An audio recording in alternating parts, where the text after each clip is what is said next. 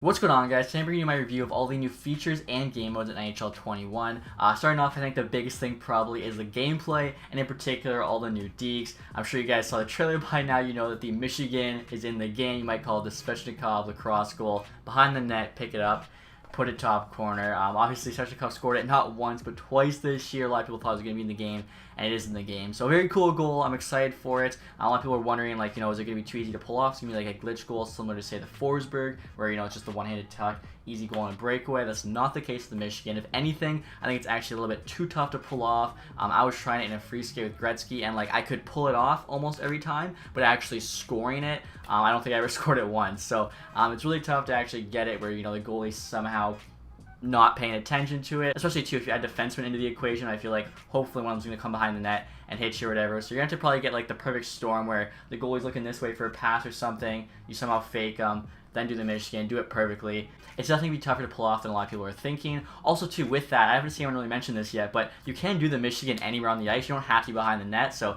anytime you can just do the controls, do the Michigan. So I'm not really sure when it would come into play other than maybe a shootout. It could be a sick goal if you just come in on net and then just lacrosse goal it into the top corner. That's probably even tougher to score than from behind the net, but if someone pulls it off, I think it would be absolutely nasty. After that, of course, you have all the new board dekes. So starting off here, the board slides, basically just kind of maneuvering by a defenseman and basically coming in for a hip check. You just squeeze by him, whatever, keep your momentum going up the ice. Just basically other ways to kind of, get around people, not get pinched or whatever. I really like, just any new animations, I think, to the game will kind of freshen up the gameplay. Also, too, you have board banks, so if you're near the board or whatever, you can just flick the puck up off the board to yourself, skate on the defender and grab it. Hopefully, too, if they're facing you, you just, keep skating by them. By the time they turn or whatever, you're long gone. And speaking of flips, you also have self flips. We saw this in the trailer as well. Basically on defense, you can kind of just flip it by him, skate around, grab that puck, put it top shelf. Then after that, you have one of my favorite new dekes. That is the net bank reversal. We saw the Penguins player do this in the trailer. It's based off of Crosby, just behind the net, throw it off the back, kind of flip around there, just completely fool the defenseman. I think this is going to be really good, especially when paired with the Michigan. Maybe you can somehow pull this off, then go into Michigan or something. I think there's going to be just so many different kind of options for people now from behind the net. But again, just another really cool deke. I can't wait to see what happens when everyone gets their hands on the game. There's just so much potential, I think, for all the offensive creativity. Also, too, you actually have the Kucherov, which I guess is sort of a non-deke deke. Obviously, you come in, you fake the backhand, forehand, let the puck slide 5-hole on the goalie. We saw this on the trailer as well. You could kind of do it in NHL 20. It was sort of like a makeshift way to do it, but now it's actually in the game. So I think that'll be really cool too. Just another cool deke. Probably mostly used in a shootout, potentially on a breakaway, but just another cool thing, obviously, add to the game. And one thing I actually missed in the trailer, I saw the Matthew Tkachuk between the legs goal, and I thought, we already had the between the legs shot. I think they're just adding this because it looks cool. But I didn't realize that Matthew Tkachuk actually took that between the legs shot off a one-timer. So before, you had to have the puck on your stick, go between the legs, and shoot it. Now you can actually retrieve a pass between your legs for a one-timer goal. I think that's going to be so sick to pull off. I'm assuming, you just pass it, press RT to pass, and then you probably, before the puck gets to you, press the between the leg thing. He receives between his legs, puts it in the net. That could be really, really cool, I think. Now with all these new dekes, guys, we're also getting better teammate AI, which I feel like they had to do because the AI's got to be able to figure out, what is he doing here with all these dekes. So they're now better at recognizing the passing lanes as well as shot opportunities. It's gonna be really cool, actually, if maybe your AI knows to go between the legs because of the angle they are on the net, or maybe in AI you'll see you go for Michigan or something. If you're just controlling one player in Be a Pro or something, that'd be kind of nuts. And with all the new dekes, I saw a lot of people worried that it's going to be too easy to score, so they've also improved the defensive AI, making them work hard to slow down the opponent in the middle of the ice, as well as block the passing lanes. I think that's probably one of my biggest gripes too, is just a cross crease where my defenseman's there, it sticks down, and it's getting through him, and it shouldn't be. So if that's actually tuned, if now when you're in the right position you get rewarded for it, I think that'll be huge for this game. As like I said, so there's going to be so many ways to score on offense now. They gotta make sure that the defense is fine-tuned and you actually get rewarded for smart defensive plays. On top of that too, actually, a lot of new goalie additions. So goalie's overhaul with better decision-making, / positioning, also new animations with new desperation saves. So again, that kind of affects the gameplay. If there's a new animation and new desperation saves, that's going to affect how the goalies make the saves. Maybe before they make a save like this, and now, I don't know, they come up higher or whatever. It's like a game of inches, right? But those different animations can, affect different ways you can score. And the new desperation saves should hopefully, make it so they're making some bigger saves. Maybe they know how to save that Michigan now. They get their shoulder up or their elbow up, something they couldn't do before. Also, too, there's actually redone the goalie controls, now using more right stick, which is supposed to make user-controlled goalie more fluid and tactile. I'm not gonna lie, guys, I don't play too much goalie, so any goalies in the comments, let me know. Does that sound good? You know, having more control from the right stick. Obviously, the right stick's the skill stick on offense, so maybe that makes sense to also have a lot of controls with the right stick when playing goalie. And speaking of Be A Pro, guys, I'm sure you've heard it's been completely overhauled this year. Definitely a long time coming. I'm trying to remember like when the last time we got some big upgrades for Be A Pro is. I can't remember. Like, was it NHL 16, NHL 17, maybe before that? It's been a long time, and like I said, definitely deserved. So this year we actually have a story mode for Be A Pro, where you can actually live the life of an NHL player both on and off the ice, which I think is really, really cool. I know I played a bit of Be A Pro this year, but I just felt the mode was lacking and really couldn't get into it. I feel like this year I should actually be able to, you know, put some time into the game and really enjoy it. A lot of other sports games have awesome career modes. I really like the UFC one, NBA's, so hopefully NHL can kind of be like those. You can actually start out in the CHL, NHL, or even Europe, which I think is really cool. So play over in Europe, still be the top pick, just like if you're playing in the CHL. You can talk to the press/coaches and make promises, and they'll kind of affect your reputation with them. You can say, you know, I'm going to score a goal next game, coach. Tell the press you guarantee a win, kind of like a Mark Messier moment, things like that. I think is awesome. EA said there's hundreds of different story beats and thousands of different conversations, so hopefully if you guys do multiple Be A Pro playthroughs, no two are alike, and you're getting a new and different experience every single time. Also, too, looking at this game and former article, one of my favorite things about this Be A Pro is that James Slabowski is actually in the game as a sports talk radio host, and so he'll have you on asking about things, living up to being a generational talent. Are you doing enough as a player? Basically, like doing an actual, you know, sports interview, but in game. So I think that's just a really cool thing they've added. I'm sure too that'll have an effect on your whole like likability. Do you say something you shouldn't on the radio, or you know, do you make a big promise on the radio and you actually come through, affect your fans and all that. Right there you can see the likability system, integral part of your success. So 3 forms for that is the teammates, management, and your brand. So I think that's pretty cool. Like, you know, maybe teammates love you, the brand loves you, but management hates you. I feel like that'd be kind of like a class clown kind of guy. Or maybe, you know, the brand loves you and the management loves you, you're kind of like a square, but the teammates hate you because you're just boring or whatever. Probably fans could even be in there. Maybe brand probably includes fans. So manage likability, influence earnings, more ice time, obviously, you know, if management likes you, more special teams time. So again, I think that's just really cool. It says too, you could like throw a house party there to impress your teammates, improve likability. So I think it's going to be a really fun mode. I think it's going to be really cool. In the last paragraph here, it says how a revamped hub allows you to access everything on a single screen. So hopefully like the flow of it's just a lot easier. I know kind of the last few games, really, the menus haven't been the greatest. Hopefully this game that's cleaned up a bit. Obviously, we still have that skill tree, which I thought was actually pretty good in the last game. One of the better parts of the Be A Pro, to be honest. I know they've added that like a couple years ago. You can now invest in persuade traits such as diploma or charm.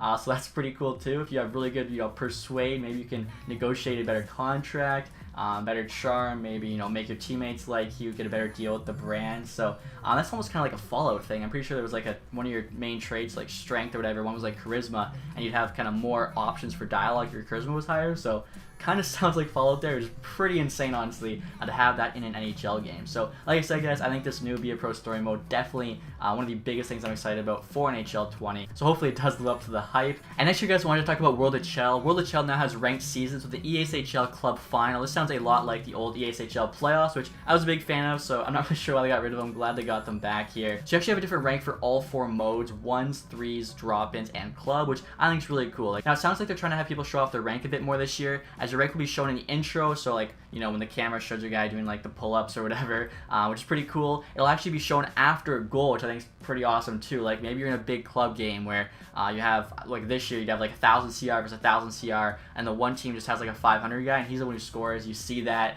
You get a little rattled, I think. That'd just be kind of cool. Now, it says you'll also get rewards for each mode, so if you play all 4, obviously, that's probably the easiest way to get the most rewards. And the last 2 weeks of each season are the EASHL Club Finals I mentioned before, which, again, I think sound a lot like the EASHL playoffs we know and love. So we actually have 5 different categories for the finals.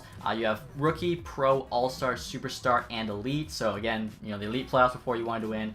You still want to win those now. The winners from those actually apparently get a ton of rewards, as well as you get a championship banner hung in your arena. So again, it seems like, you know, they're bringing back the old EASHL playoffs, which I was personally a fan of, so I'm glad to see them bringing that back. Now, on top of that, I think something people are going to be more excited for than the ranked seasons is actually that you can now have free skate and team practice in EASHL. I know people have been asking this forever. So free skate obviously just allows you to test out your World HL player in free skate, practice around with them. You can kind of already do this sort of in NHL 20 if basically you took a screenshot of his stats and then just made that player and create a player and put him on a team. You could do that in free skate. I'm not sure if you guys knew that, but now it's a lot easier. You don't have to do this convoluted route.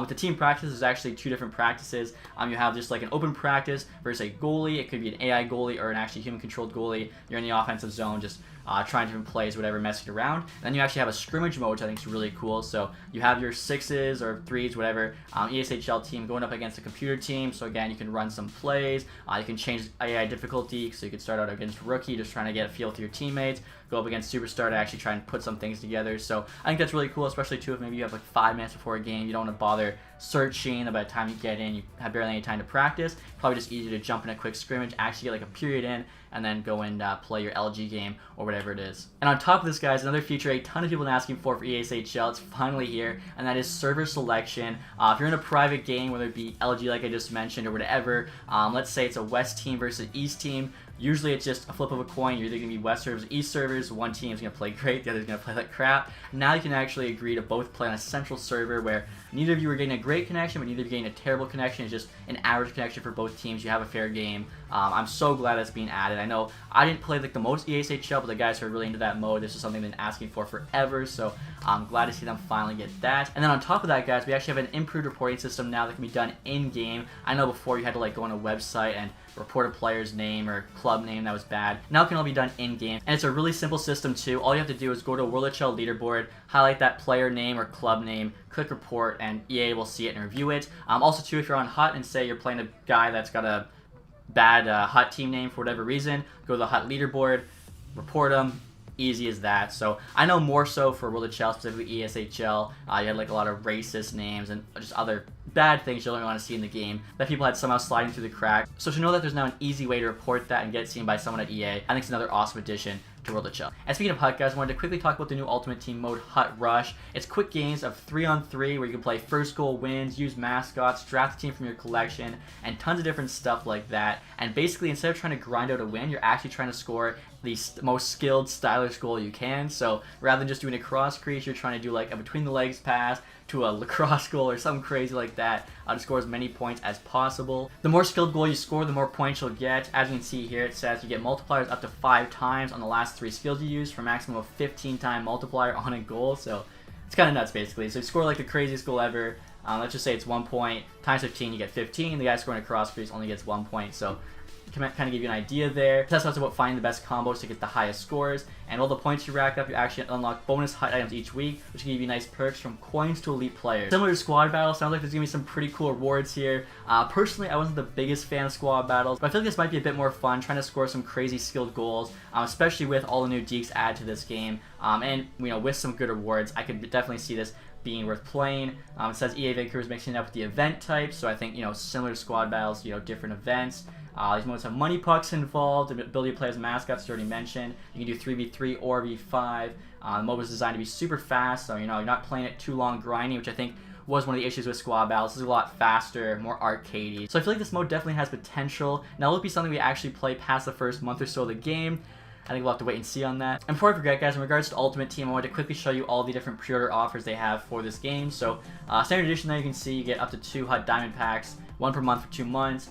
Be a Pro XP boost, which is kind of cool actually, bonus traits. Although, I don't know if I even want that. I might want to actually grind my Be a Pro. And 1 unlockable Chel hockey bag. Deluxe edition, you get 5 HUT packs. Something called a HUT Synergy Veteran Choice Pack. So you choose 1 of 10 players, and they get +1 overall per month until August. So similar to the, I forget what it's called, but I got Duran. Whatever that was, you had like 1 for each team. A HUT cover athlete, Ovi, Matthews, McDavid, Peterson, Line, and Subban. I chose, I think, Line last year, so those 2 are pretty similar. 3 days early access, which is probably one of the biggest things there. Another Be a Pro XP boost, and then 2 of the Chel hockey bags opposed to 1. The Great 8 edition, which of course is like the best one, you get 10 HUT Diamond Packs, and then I think everything else is the same there, except for 5 will the Chel hockey bags opposed to 2. They also have a veteran bonus, which I think is really cool. They added this a couple years ago, so you get 3 HUT packs if you played 1 of 18, 19, or 20, 5 if you played 2 of them, and then 10 if you played the last 3 games, which obviously I've played the last like 10 games, but they cap it at 3 there. And then there's also another loyalty offer here. If you pre-order, you get 10% off the Grade 8 edition, which obviously is the most expensive edition, but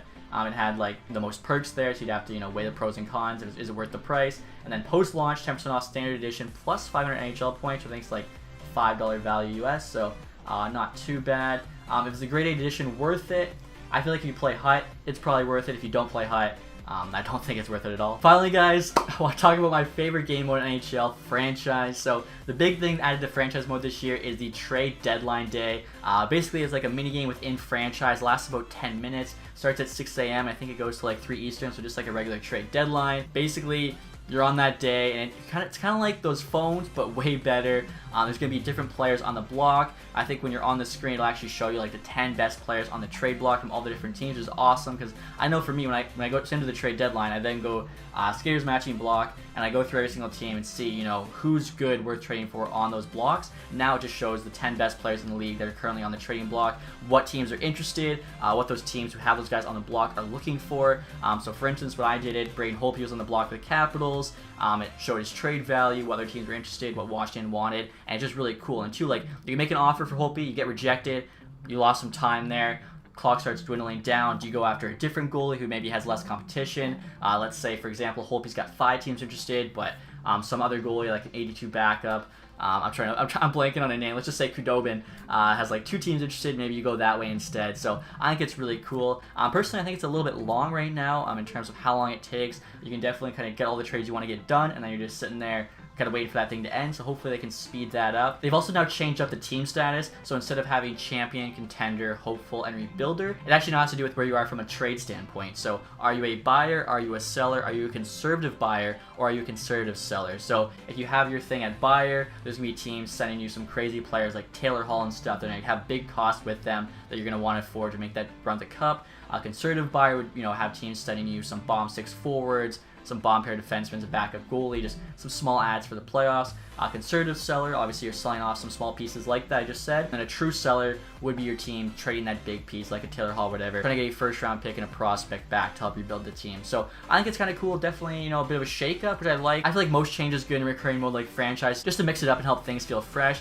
Speaking of new things to franchise mode, they actually now have a record book, which is so awesome, something we've wanted for at least like the last 4 or 5 years. There's a record book for both your team and the league. So if you're an expansion team, you know, you're writing all the new records. If you do Seattle, first season, if you have a guy score 45 goals, now the Seattle's goals in a season record is 45, and they compare that to the NHL goal in a season record, which is whatever Gretzky put up, 80, 100, I have no idea what it is. So I think that's really cool. I really like the record book. Obviously, like I said, there's the league records, so all time you're going to be trying to take out a bunch of Gretzky records, which might be a cool video idea. We try and, you know, take out as many records as we can. You know, the team record too. So just a thing we definitely needed. Now, unfortunately, when you complete a franchise mode, it still just says franchise mode is now complete at the end, but at least you do have that record book to look back on, and hopefully that can give you a better idea of how you did in your tenure as a GM for whatever team you chose. Also, too, small thing is faster simming. Not sure how much faster, but it did feel like there was faster simming. I don't think I mentioned this, but I've actually played NHL 21, so everything I'm saying, you know, you can definitely believe me here, guys. Another thing, too, with franchise, guys, is that the draft picks actually now have a lot more value. In particular, the first, second round picks. I'd say a second round pick's value in 21 is about equal to a first round pick's value in 20, and then the first round pick is just, you know, double that, maybe 2.5 times that. So they've increased draft pick value, which I think actually makes a lot of sense. You know, draft picks are worth a lot, and it seemed like teams were just throwing them away too willy-nilly in NHL 20 whenever you see like the trade alert screen. So I think picks will actually have a bit more appropriate value now. Also, too, another thing is that you can actually adjust draft classes. Similar to how you adjust the sim engine scoring, low, medium, high. I know we always like to do it on high. We find it's the most realistic. You can adjust the draft class to be either low-end draft class, medium draft class, which is normal, or a high-end draft class, in which case you're going to be seeing a ton of franchise players, you know, getting picked, which, again, I think is a bit unrealistic. You have a franchise player every few years. I'm going to be sticking with medium, or maybe you just want to try something new, and there's just a ton of just bad prospects, a ton of just, you know, kind of like the 2012, 2011 drafts weren't too great. You just have that for a decade. You can turn it to low. That can be kind of cool to play around with too. Just, again, any added feature that can be turned off, I never think it's a bad thing. Either you turn it on and have some fun with it, and if you don't like it, you turn it off. No harm, no foul. And one more thing I want to mention on franchise, guys, is that they actually now have multiple positions for players. So take a guy like Claude Giroux, sometimes play center, sometimes play wing. He'll actually have 2 different lists of positions, which I think is really cool. And kind of in that same vein, you can actually no longer go into the edit player screen and change a player's player type in the franchise mode, as people are kind of doing that to basically, I wouldn't say cheat, but it definitely makes it really easy to boost your team's chemistry if you just go in and say change Connor McDavid to a power forward and now you have +5 chemistry. It's not really that realistic, but you know, it's a thing you could do. Now you can only do that outside in like the offline edit player screen, which obviously makes sense. So make sure you have all the realistic player types. Hopefully EA does that for us. And then when you get into franchise, you actually have to build a round of power forward. So you don't have one, you have to go and trade for one. You can't just, you know, change any player to a power forward. So I think that's good to hear too. Should make franchise a bit more difficult. I like the more difficult it is, things like that. Make it more realistic and just make it a lot more fun in my opinion. But that is actually it, guys, for my NHL 21 features and game modes review. Again, I'm pretty excited for this year. I don't think I can say anything more. Like I said, I've played the game. I've enjoyed it so far. I know the closed beta is coming out soon, so hopefully you guys signed up and you can get your hands on the game and let me know what you think. But that's going to be it, guys, for this video. If you did enjoy it, leave that thumbs up. If you have any questions at all, put them in the comments section. I'll answer the ones I'm allowed to answer. Also, if this is the first video of mine you're watching, hit that subscribe button. It helps me out immensely. And besides that, thank you so much for watching. Have a nice day. Goodbye.